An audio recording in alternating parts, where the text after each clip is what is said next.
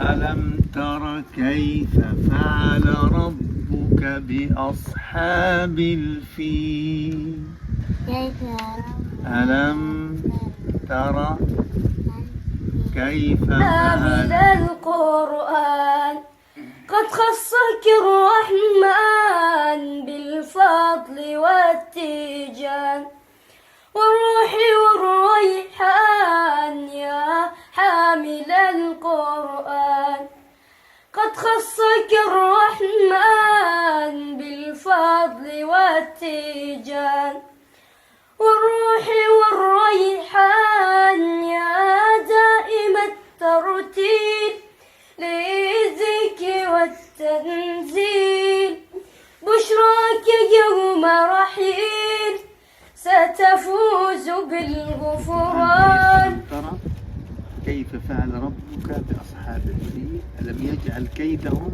في تضليل وأرسل عليهم طيرا. إيش يعني طير؟ يعني عصافير.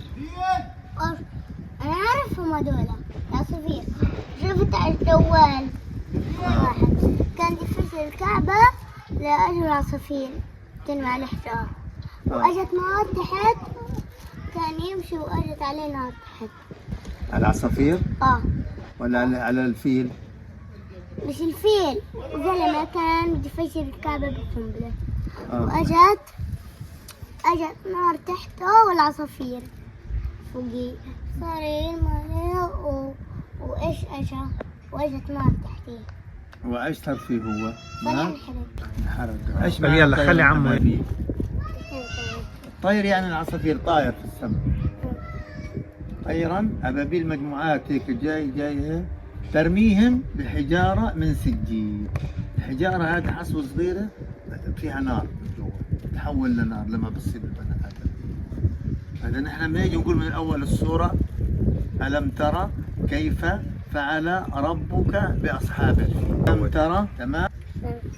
ألم ترى يا قارئ الآيات بالجمع والخلوات تزهو بك السماوات وتنتشي الأكوان يا حامل القرآن يا حامل القرآن. ملك الناس إله الناس لا الناس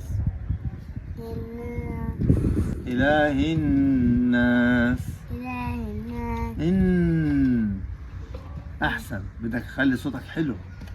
إله الناس ملك الناس إله الناس من شر الوسواس الخناس. طب قرأ. ملك الناس إله الناس من شر الوسواس الخناس. ايش يعني الوسواس الخناس؟ الذي يوسوس في صدور بصدور من الجنة والناس.